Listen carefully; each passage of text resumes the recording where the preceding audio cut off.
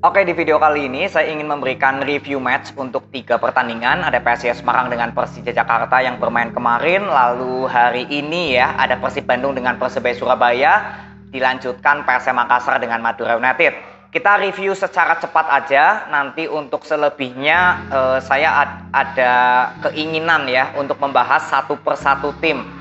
Jadi untuk PSIS Semarang dulu dengan Persija Jakarta di pertandingan kemarin ya tentu saja dengan kartu merah Adi Satrio di menit ke-20 ya saya nggak bisa membicarakan banyak permainan dari PSIS karena sudah bermain dengan 10 orang. Lalu Persija Jakarta juga sudah unggul cepat di menit ke-20 lewat tendangan bebas Gajos. Jadi di pertandingan ini ya 10 lawan 11 saya sudah nggak bisa banyak memberikan komentar untuk gameplaynya PSIS. Ya, karena Persija Jakarta bermain ya sangat menguasai bola possession sampai akhir babak kedua. Namun yang harus menjadi perhatian khusus menurut saya adalah di Adi Satrio. Adi Satrio ini sudah mendapatkan kartu merah. Saya masih ingat ketika menghadapi Persib Bandung itu nggak jauh beda, kartu merahnya sama seperti lawan Persija. Artinya untuk Adi Satrio ini ya harus perlu mendapatkan kedisiplinan ya, karena kalau dipikir-pikir ya, kalau kita sebagai penonton sangat disayangkan melakukan pelanggaran fatal pada saat masih awal-awal menit. Walaupun memang chance untuk Gustavo menciptakan gol ketika berhasil melewati Adi Satrio, memang kesempatan golnya cukup besar. Tapi kalau dilihat dari segi menit, sebetulnya PSIS Semarang memiliki kesempatan juga untuk bisa menciptakan gol atau maksimal ya bisa comeback. Kalau misalkan 11 lawan 11. Ya, jadi ketika sudah mendapati kartu merah di menit ke-20, saya nggak bisa membicarakan gameplay permainan PSIS karena PSIS Semarang tentu hanya mengandalkan serangan balik dan ya kalian tahu kalau kekurangan PSIS Semarang ini kan di sektor target man ya atau seorang striker. Nah, ini sangat terlihat sekali ketika kemarin PSIS Semarang mencoba melakukan serangan balik. Lalu Galih Freitas juga baru masuk di menit ke-78. Ini juga menjadi pertanyaan untuk saya. Karena salah satu counter attack ini kan membutuhkan kecepatan. Ya, jadi ya sebetulnya saya menantikan Galih Freitas ini masuk di awal babak kedua. Tapi ternyata baru masuk di di pertengahan babak kedua. Ya, saya nggak tahu apakah kondisi fisik dari Galih Freitas lagi ada habis cedera atau mungkin ada belum fit 100%. Nah, ini saya nggak tahu. Ya, tapi yang disayangkan ketika Galih Freitas ini baru masuk di pertengahan babak kedua. Jadi untuk PSIS Semarang saya nggak banyak mengomentari dari kekalahan ini. Yang pasti ini sebetulnya kesempatan ya PSIS Semarang bermain di kandang sendiri. Harusnya bisa bermain lebih totalitas kalau nggak terjadi insiden kartu merah Adi Satrio dan juga Ruksi. Ya, karena PSIS Semarang ketika main di babak kedua ada berapa kali pelanggaran-pelanggaran yang cukup keras. Ya, ini ya mungkin sudah mulai terarah kepada psikologi dari setiap pemain PSIS ya, karena hasil-hasil yang kurang memuaskan di pertandingan sebelumnya. Jadi ini menurut saya sudah mulai waspada atau lampu merah untuk setiap pemain PSIS karena jangan sampai pemain ya ngedrop secara psikologi ya, harus tetap memiliki jiwa move on. Ini yang perlu dilakukan oleh para staff dari PSIS Semarang. Ya, sedangkan untuk Persija Jakarta saya nggak banyak mengomentari, sangat mendominasi.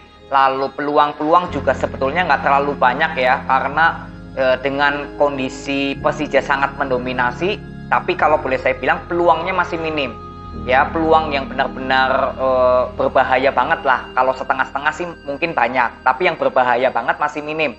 Ya, gol dari Hanan juga cukup bagus itu melakukan individual ya, melewati lini belakang dari PSIS. Jadi untuk PSIS Semarang tetap semangat, semoga dari kekalahan ini cepat bangkit. Sedangkan untuk Persija Jakarta ya akhirnya bisa mencuri 3 poin di kandang PSIS. Ya tentunya ini semoga hasil yang akan mengikuti Persija Jakarta momen untuk bangkit. Lalu kita next ya ke Persib Bandung dengan Persebaya Surabaya. Tadi saya nonton juga sambil live ya.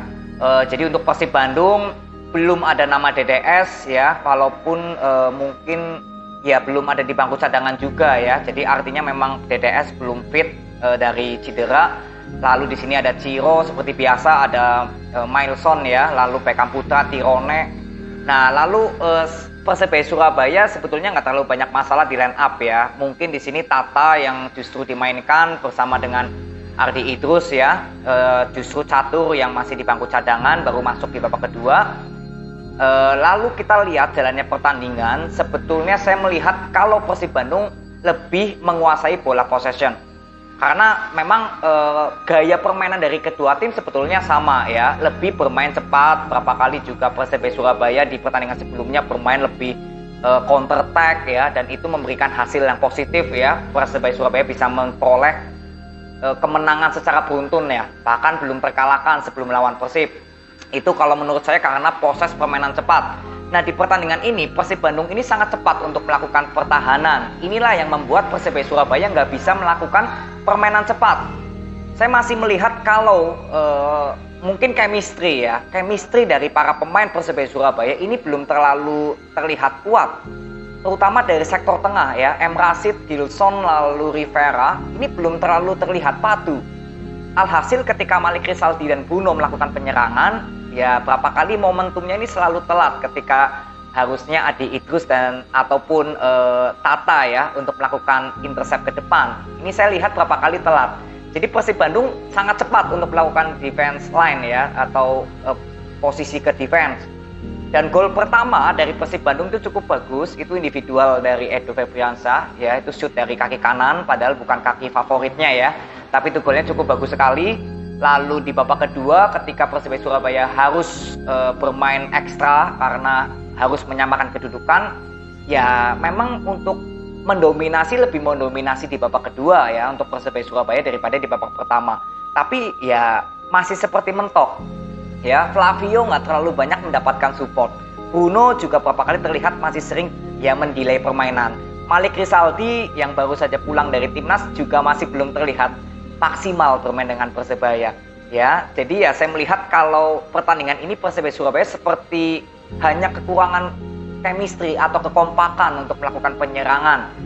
Lalu M. Rashid juga sudah terlihat lelah ya, bergantung pemain juga menurut saya ada sedikit ketelatan dari Coach Munster ya. Tapi overall saya bilang Persebaya Surabaya masih terlihat kurang chemistry aja di pertandingan lawan Persib ya. Sedangkan untuk Persib Bandung saya bilang bermain cukup bagus, berapa kali melakukan bola possession juga cukup baik.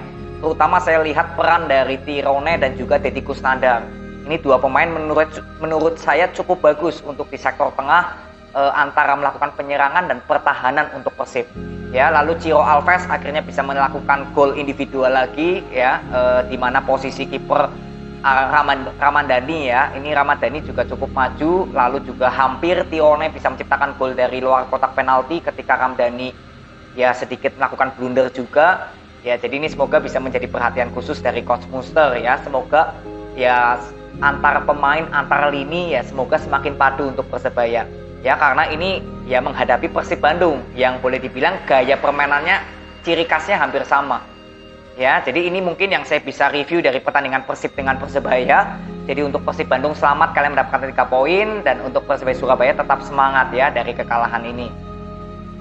Lalu kita next ke pertandingan terakhir ya. Tadi ada PSM Makassar dengan Madura United. Di pertandingan ini PSM Makassar berhasil memperoleh hasil clean sheet ya, dan juga memperoleh kemenangan atas tim tamu Madura United.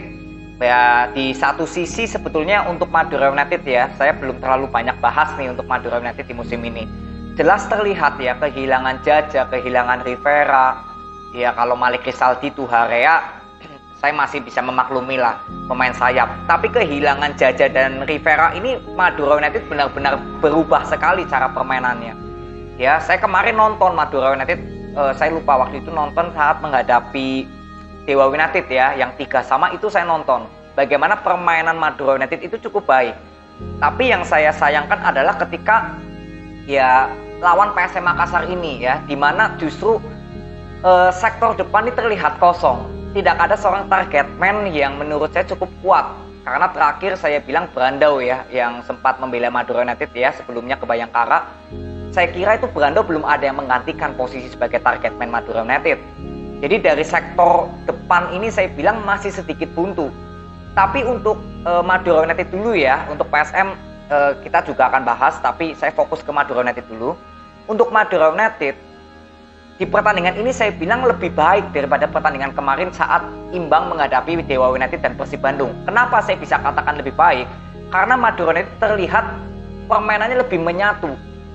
Jadi dalam 3 pertandingan terakhir, Madura United ini ada grafik yang naik walaupun memang lawan PSM kalah. Tapi dari segi sektor tengah dan saat membuild up serangan, Madura United ini grafiknya makin naik. Cuma ya kelemahannya saya bilang di pertandingan ini nggak ada sosok target man yang kuat.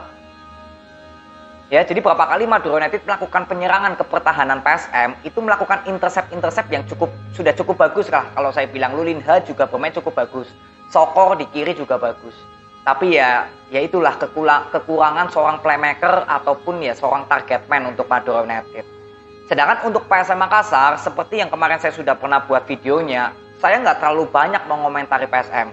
Karena dari segi pelatih, dari segi pemain, PSM ini nggak terlalu banyak lah merubah pemain-pemain intinya di musim lalu. Ya, lalu pelatihnya juga nggak ganti. Ya, saya tetap cocok dengan Breno Tavares dengan permainan cepat.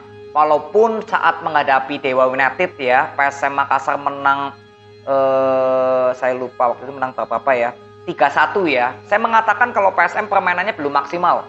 Setelah itu hasilnya imbang, kalah, imbang ya di Liga 1. Lawan Persija juga imbang. Saya mengomentari kalau PSM Makassar dari segi passing ini belum terlihat berjalan maksimal dari segi long ball.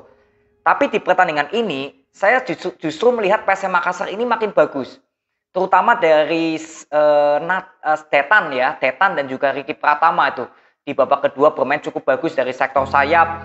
Tapi ya kembali lagi saya bilang, ya sama seperti Madura United. PSM Makassar belum memiliki seorang target man yang mengerikan. Adilson sudah berapa kali dipasang sebagai starting line up, menurut saya belum memberikan hasil yang terbaik atau perform terbaiknya Adilson. Ya karena ya nggak terlalu banyak peluang emas dari Adilson Silva. Ada 1 di babak kedua, tapi bolanya masih tinggi. Sisanya hampir nggak terlihat. Justru tupas ya atau intercept dari sektor kiri kanannya PSM itu justru terlihat lebih bagus. Berapa kali Tetan, Ricky Pratama itu enak loh memberikan passing-passing ke tengah. Tapi sayang ya, target man-nya ini Adilson belum bisa menjalankan tugas dengan baik. Nah, lalu Adilson diganti oleh Okello. Nah, Okello baru masuk di menit 79, tapi sudah memberikan 2 peluang emas. Yang pertama nggak gol, yang kedua jadi gol. Ya, yang pertama itu saya lupa peluangnya dari Ricky Pratama atau Tetan gitu ya. Tapi bolanya sayang nggak kena atau on target. Lalu akhirnya ya menit-menit ke 96 ya, akhirnya Okello bisa menciptakan gol. Itu assist dari Rizky Pratama ya, dari sayap kanan. Jadi artinya untuk PSM Makassar saya melihat permainan kali ini cukup baik, walaupun masih ada long ball yang kurang maksimal. Tapi kalau dibilang grafik ya ini lebih meningkat daripada lawan Dewa United atau pertandingan-pertandingan sebelumnya. Cuma tinggal faktor finishing ini. Semoga Adilson atau Okello yang bersaing untuk merebutkan target man.